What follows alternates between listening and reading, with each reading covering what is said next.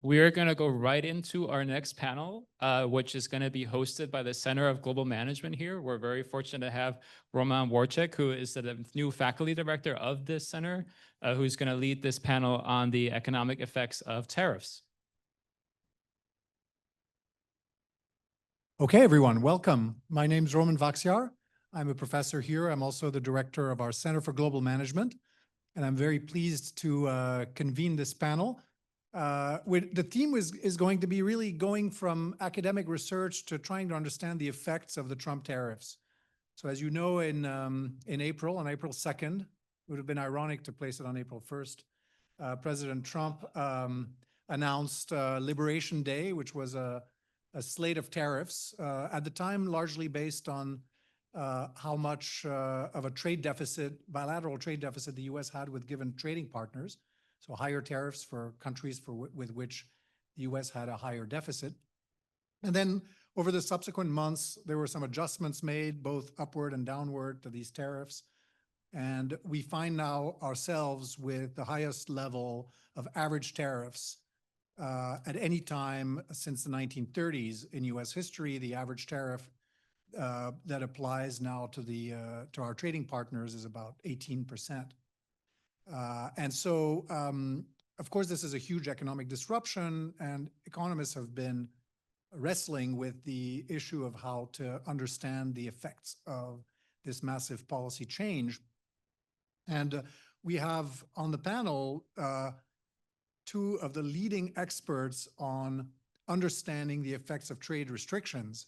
Pablo Fajgelbaum is a professor here at UCLA. UCLA has had a very long and distinguished tradition of having scholars that study international trade. And he is, I would say, at the forefront of this tradition, of the current incarnation of that tradition. He's written numerous papers in leading economic journals about the effects of trade restrictions, both on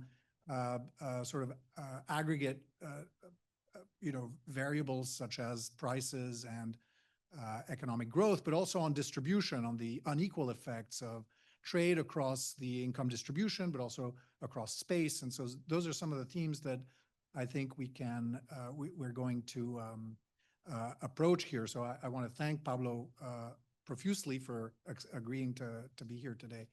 And then, of course, Sebastian Edwards needs no introduction. He's the director of the Forecast. Sebastian has had an extremely distinguished career as an international economist. He was the chief economist at the World Bank for Latin America. I think I'm going to stop, Sebastian, and probably the audience knows your bio extremely well. And one thing that Sebastian and I have in common, and that I think is responsible for why I'm actually here, is that we both, in the 90s, wrote papers about the effects of trade liberalization, and in particular, the reduction of tariffs in developing countries on economic growth. And he has a paper, which I think is one of your most cited papers in the Journal of Development Economics on this topic, showing that reductions in tariffs in developing countries have had positive effects on economic growth. And I also wrote, as a graduate student, and then in the early parts of my career, papers on the effects of trade restrictions on growth, again, mostly in the context of developing countries. So you have here, including the moderator, people who have really thought about these issues for a very long time, and hopefully can have some wisdom on the current moment. So I wanted to start with sort of the aggregate question, which is there are speculations on what the effects of the Trump tariffs are going to be on prices and on GDP. And Pablo, you've done work on this. You have in particular a paper that looks at how much pass-through of tariffs is on prices that suggests that the pass-through tends to be very high. So I just wanted to launch the conversation with this aggregate question, and then we'll go into more distributional questions. Thanks for inviting me to the panel and for the introduction. All right. Yeah, thanks for the kind introduction. So let me perhaps set the stage a bit with how we traditionally think about the impacts of tariffs, how textbook economics thinks about it. And we know what tariffs are. You set a tariff and you are buying something from another country. Typically, the entity who pays the tariff is in the US will be an importer that pays the tariff to the US government. Sometimes, you hear discussions about who pays the tariff. The key question there is the economic question, who bears the incidence of the tariff, but as a matter of who actually pays is like an entity in the US paying to the US government. So it's a tax to someone in the US. Then the question there is, obviously, when you pay the tariff, you are going to want to import less, so you're going to buy less stuff from China if you're taxing China. But then the other thing that may happen, other than internal effects on employment, for example, potentially, is that by buying less from China, perhaps Chinese exporters will lower the price of Chinese exports to the US. So in the US, the prices may increase, inclusive of the tariff. So the price that some buyer in the US is the price that China is charging to the US plus the tariff. The tariff inclusive price, that's what we sort of care about as consumers or buyers. But what the US as a country cares about is the price that the US is paying to China. So then economists, when we think about what's the effect of the tariff on a country, on the aggregate country, and that was the question about the aggregate effects, it's always a question about, are we buying more cheaply? And typically the analogy will be here with, like, if you're an entity that has market power, imagine you're a big monopoly or you're a big retail chain. How do you exert your market power? Sometimes you get your suppliers to charge less to you. So then the question is, can the country be better off? It kind of boils down to a question of, is China or whomever is being taxed charging you less for the stuff you pay? So that's a question about for the stuff you buy. So that's a question about pass-through. So that's when we ask about pass-through, is we are asking, is the price going down when you set tariffs? So the papers that Romain was making reference to, this is work that was done on the 2018, 2010, 2020 wave of tariffs. Those were the first wave of Trump tariffs, where many teams of economists, myself included, looked at when the US taxed Chinese goods, what happened with the prices. And there, by and large, the common finding was complete pass-through. Complete pass-through means that we didn't find, wherever we looked, at whether China was actually lowering the prices that they were charging to the US.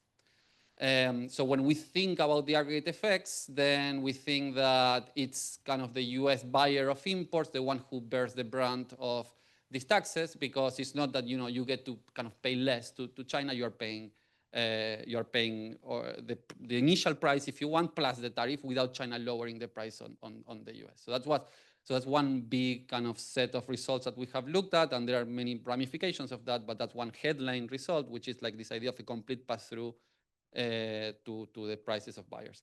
Then the other big question, and I will just talk about this, and then we can move to other questions, although there are many more things to say, is about the aggregate effects on the economy, on GDP. And here, I guess the takeaways are that the effects were kind of modest, as implied by the standard models that we use. And this is a big caveat, because in economics we tend to use a family of models. They are called neoclassical, where all the effects come from these distortions caused by the tariffs.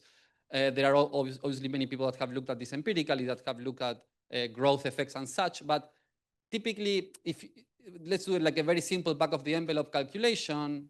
In 2018, 2020, we had about like a 50% increase on tariffs on China. China was about 15% of US imports, and US imports are about 15% of GDP.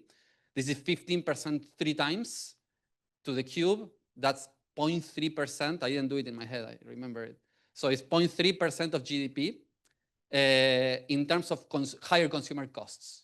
But against that, there is a tariff revenue, which is a benefit, and potentially higher wages.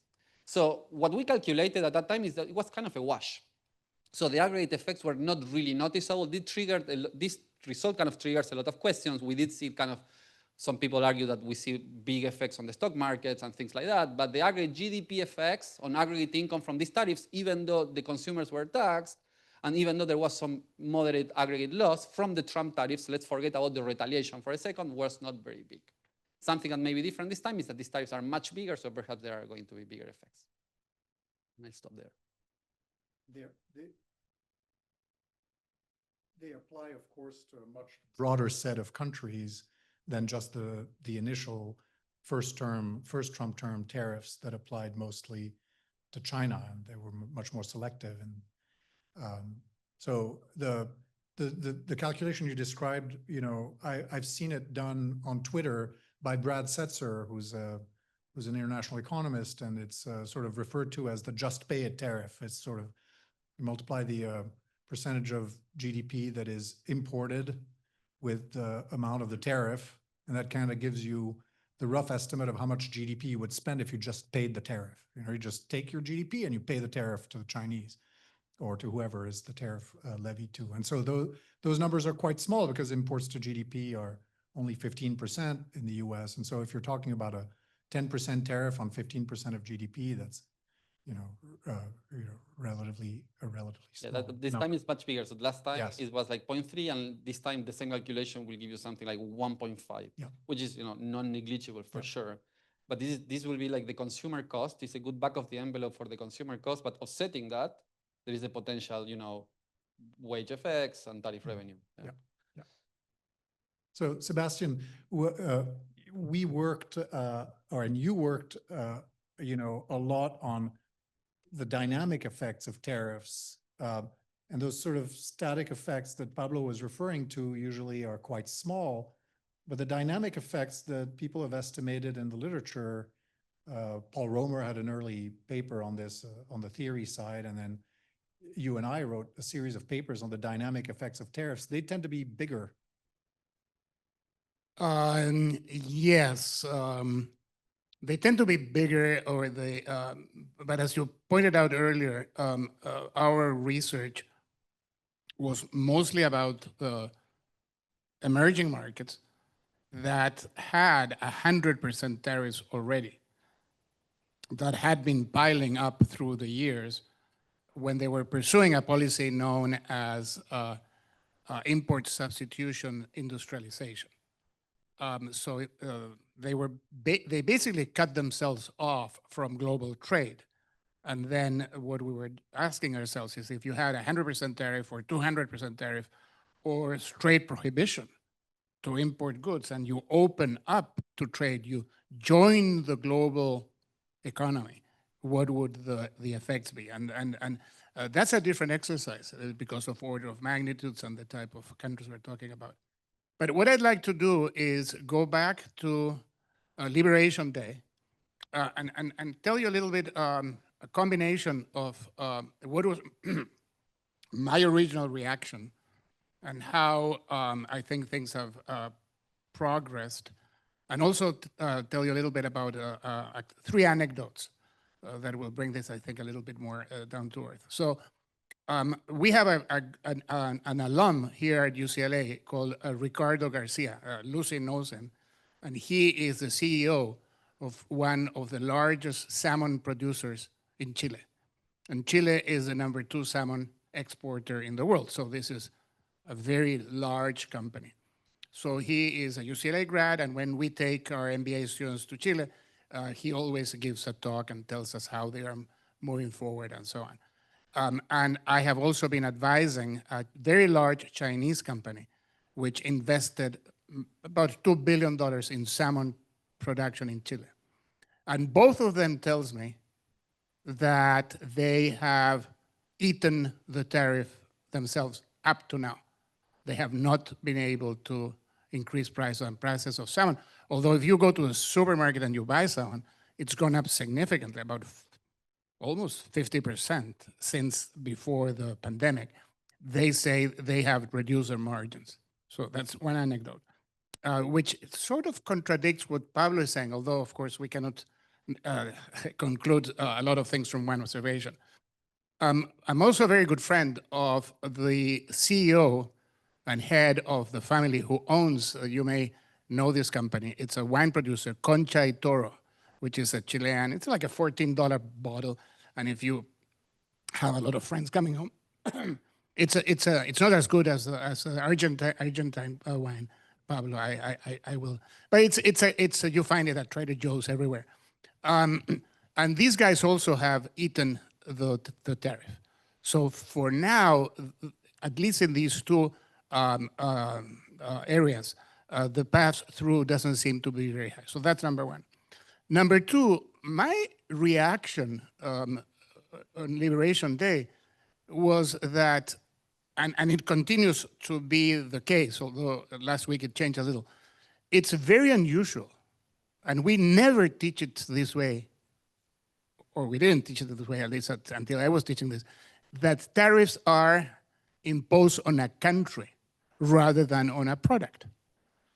You want to protect car production in the US. You impose tariffs on cars, but you don't impose a tariff on cars coming from Italy, and you leave the French and the Brits and the Koreans free of the tariff, because then what you'll have is an adaptation. And what was very unusual about Liberation Day was that it was country by country. And my prediction at the time was this is going to go away except for geopolitical reasons, but it's going to move towards tariffs by goods. And this is what we saw last week, pharmaceuticals.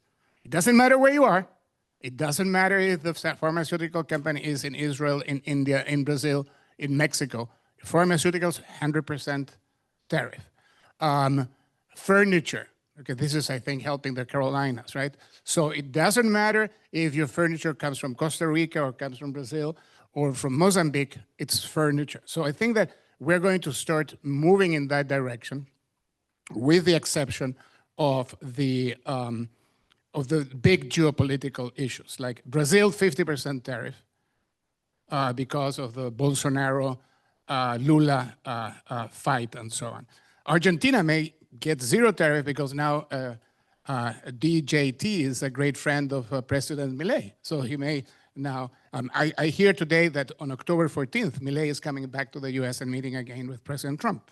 So he may be rewarded by zero tariffs. We don't know, the geopolitical aspect. So I think that the question, so let me sum up. I think the question of pass-through, which Pablo has worked and has a wonderful paper on the first round in the first Trump administration. I think now it's still open. It's not going to be zero, the pass-through, but I have doubts that it will be full pass-through as Pablo found during the first round. I think that this means that part of the burden will fall on the producers, producing countries, but we still don't know. And the final thing that I want to say in this first round is going back to the way we teach this, or to undergrads, okay? It's graduate students is a little more common. So what we say is that tariffs affect the price of imports. Now here I want to make a parenthesis. What matters is not the percentage of goods that we import, it's whether the goods that, even those that we produce in the US, are linked to potential imports. Okay, we don't have to import it, but it's just the threat that if we change the price, the imports will come in that links the prices, of course. Okay, but the way we teach this is that imports, if you put tariffs on imports, the price of imports goes up. So the quantity demanded of imports, because they are now more expensive, goes down. So now what you have is, if you had balanced trade to start with, now you have a surplus.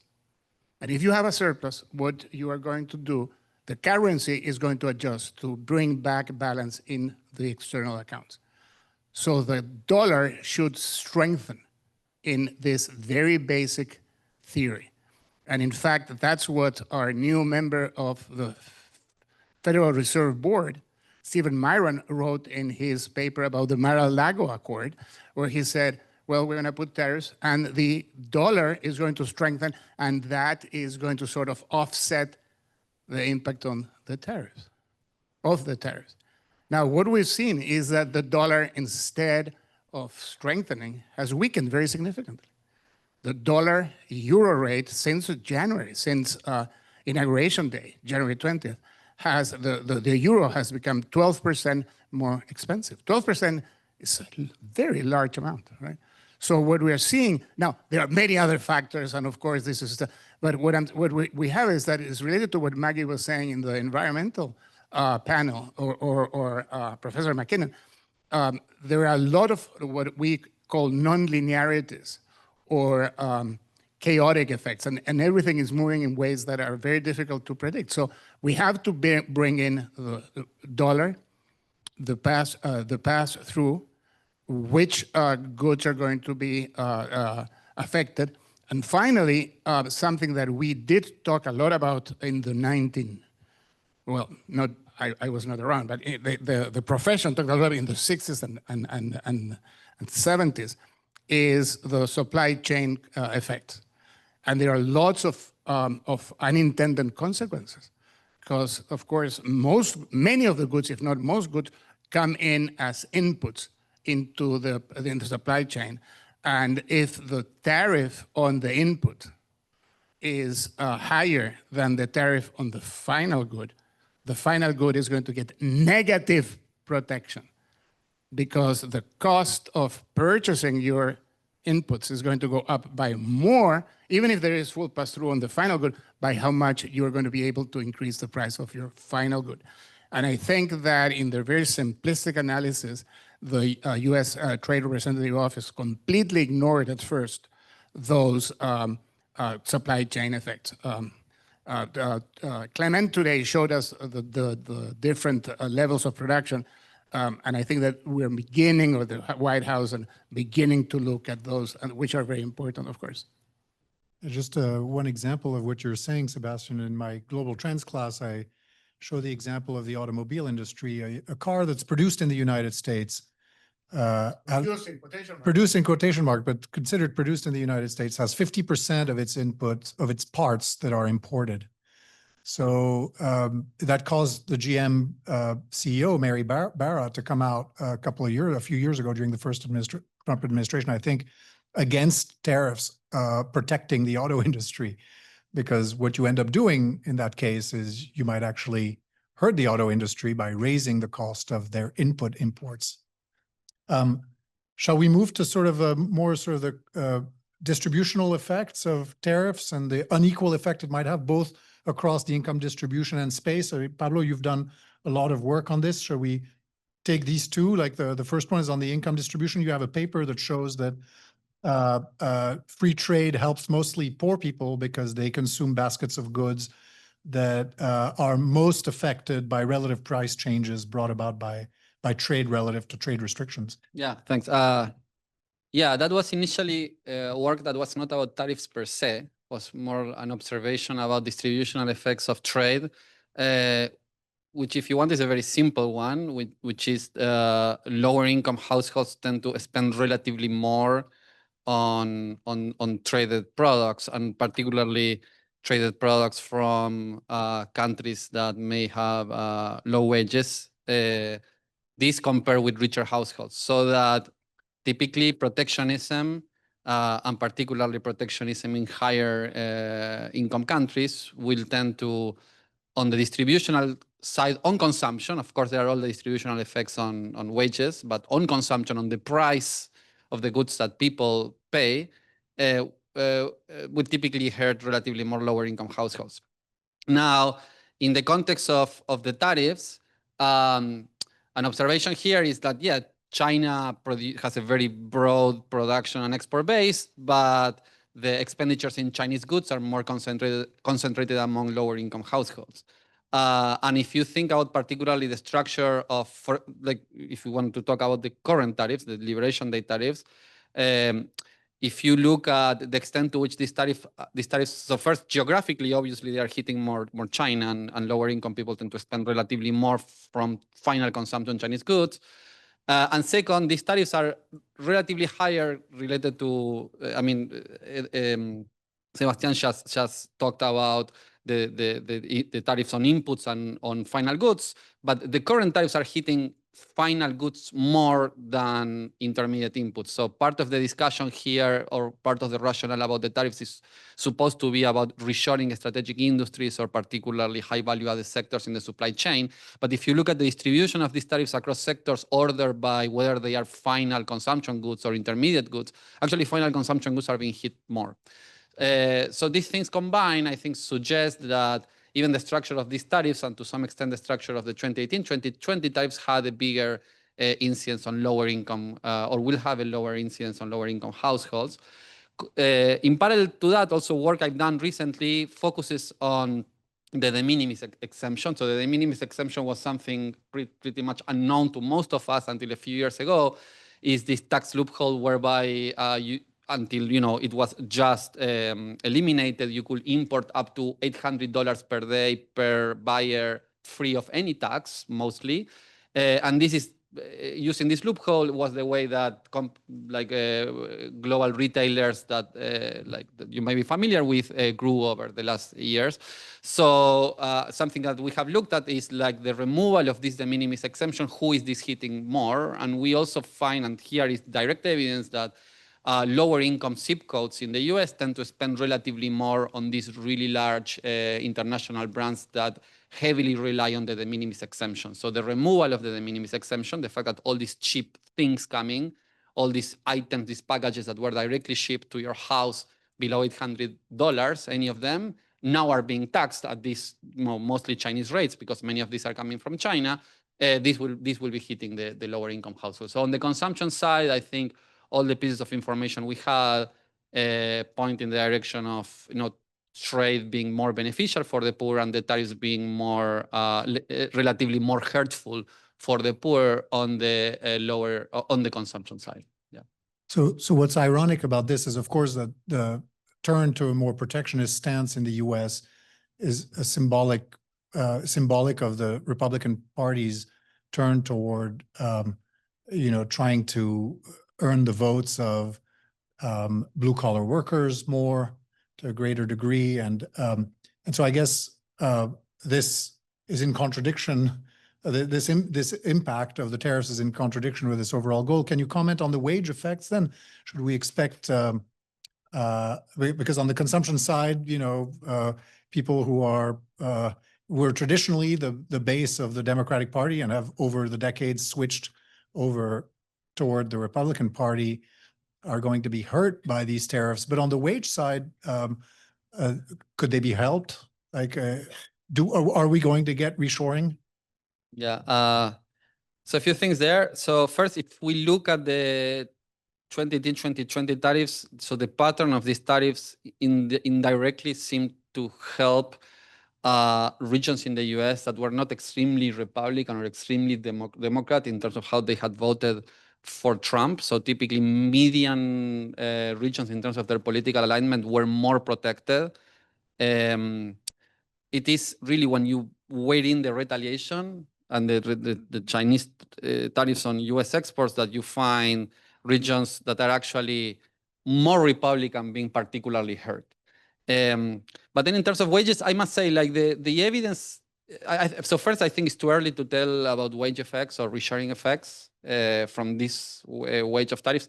I mean, if anything, there is no clear evidence of that, but again, if there is very clear evidence about trade falling in response to the tariffs, but the wage effects, there isn't even like enough data to look at this in the way people typically like to look at this, which is using cross-regional variation and different exposure of different regions based on their industrial composition.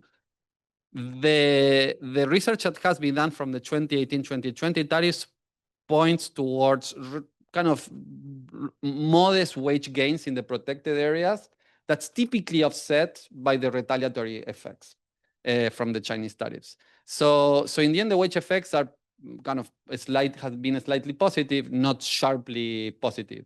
But this is also, we should say that this is kind of a relative effects across regions. There is a question about the aggregate effect on wages. This is not a distributional question, but if we think about are workers better off, this is about wages in the US. And those effects, sorry, I'm coming back to the aggregate questions, relate a bit to these things that Sebastian was discussing. Are we seeing now like a wage appreciation or a wage depreciation? So if you want any sort of smoking gun for these aggregate wage effects, well, the fact that the US exchange rate has depreciated, if anything, is suggesting that we are not seeing these effects, to the extent that these are a measure of that. So let me, not necessarily related to your last question, Romain, but the general issue. A key question, of course, is what is the supply side? So on the demand side, we know prices of imported goods are going to go up Whether it's by the whole tariff or not, we don't know, but they will go up by some. And poorer people tend to consume the goods that are affected the most by tariffs. And if you've taken my class on macro, when we look at the CPI components, we see that, for instance, apparel keeps going down and down and down and down and down. Of course, the lower income families spend more in clothing than the rich. It's also a different kind of clothing. So on the demand side, we know what's going to happen to consumers. On the supply side, as Pablo said, it's too early to know. And a key question is whether these tariffs are here to stay. So if I am thinking of not the mega investments that President Trump talks about, $1 trillion here or there, but if I am producing furniture in North Carolina, and now there is a 50% tariff on furniture, will I expand my operation? Well, I need to know whether this is long-term or if it's going to be undone by the next administration, right? And I think that it's a very complex and very complicated, and it has a lot to do with revenues. That I think we're getting, at least to me, the projections of revenues from the tariffs are much higher than what I thought we were going to get. So we're talking now about 350 billion per year. Now, some of that, as Clement said earlier, may have to be given back if the Supreme Court rules that the Economics Emergency Act is not proper. I don't think that will happen. I think that the Supreme Court will say that it's okay for the administration to use the Emergency Act. But of course, there is this issue of for how long they will stay, the tariffs will stay on, and the income they are producing is very important. If we combine 350 billion from greater revenue from tariffs, from what the Secretary of the Treasury, Scott Bessent, wants, which is to lower interest rates at least to 1/2 of what they are now, we have half of the deficit problem solved.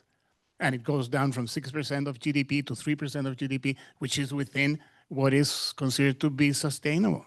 Okay? So there are so many moving parts here where things depend not only on the specific bucket that we're looking at, but on developments in other parts of the economy.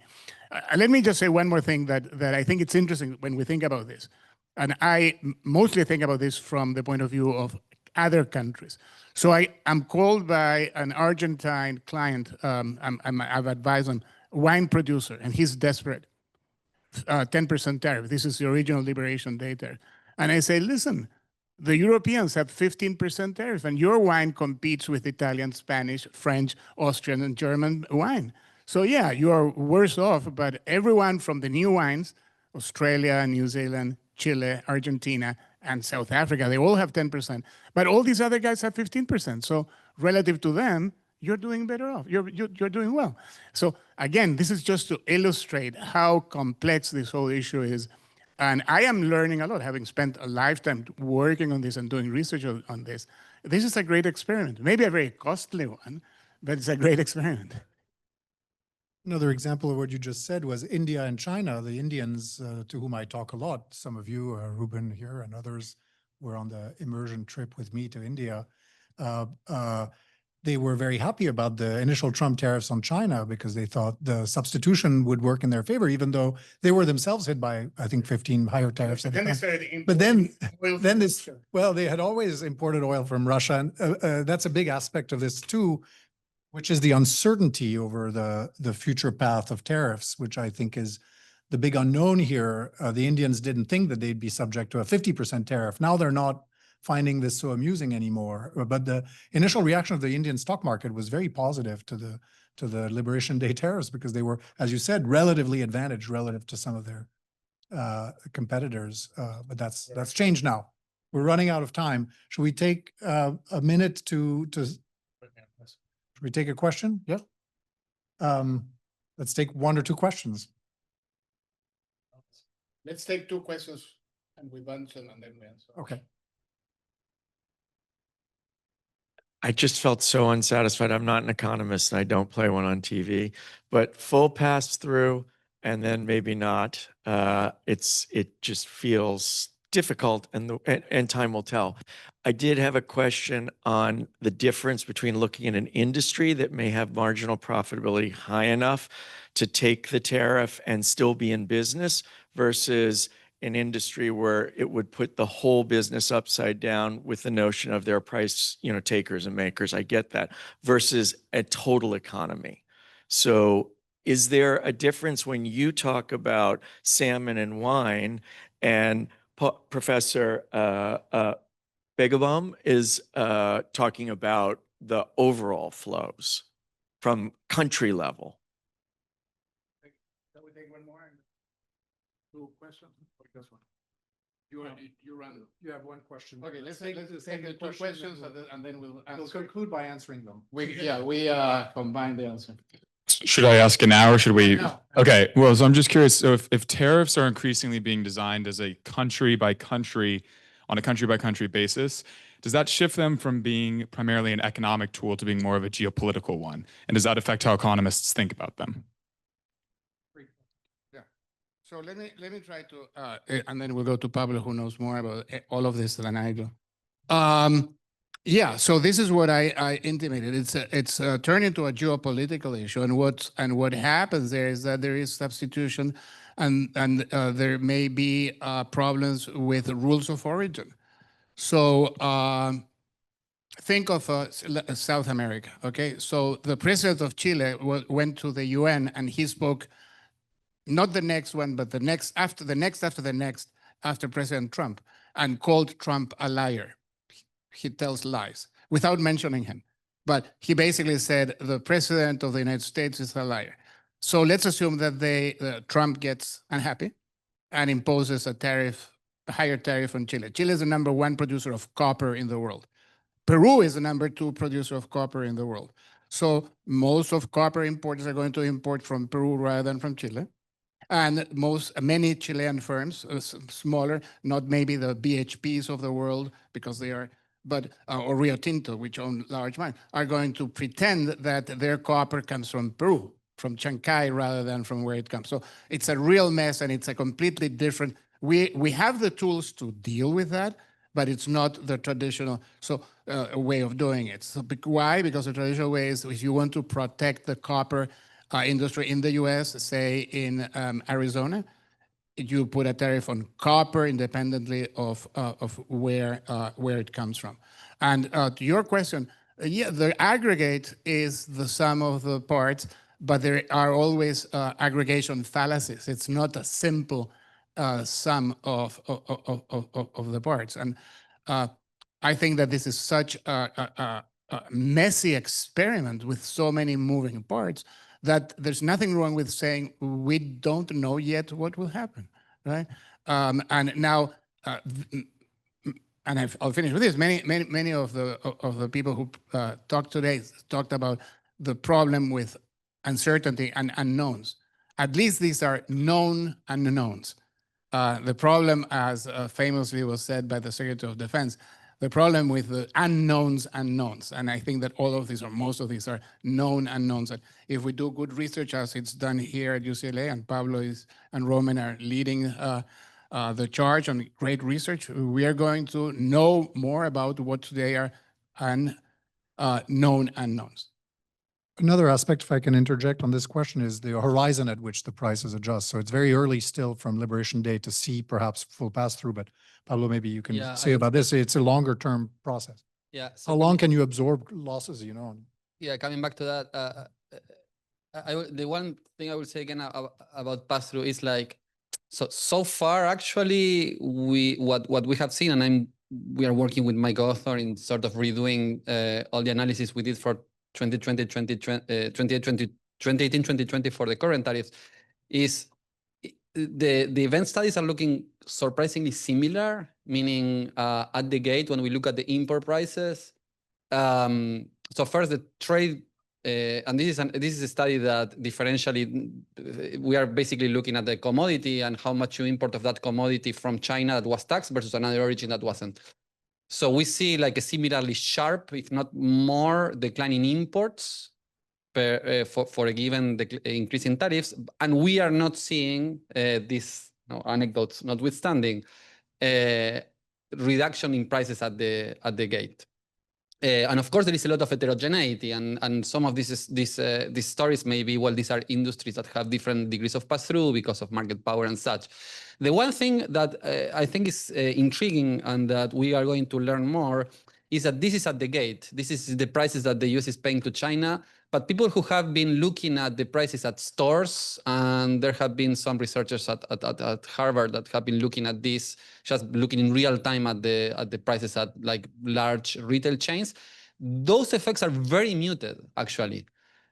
So if any, so in this story, like the first approximation to this really bold, like if I wanted to make like a very bold statement with like very preliminary data, I would say it looks like we are not seeing so far clearly lower import prices. And again, the exchange rate is if anything, appreciating.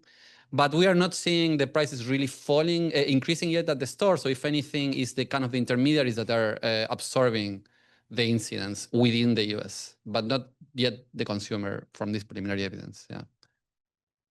But it could change. Yeah. Well, I want to thank the panelists. I think we're out of time. And there's lunch, I think. So thank you both.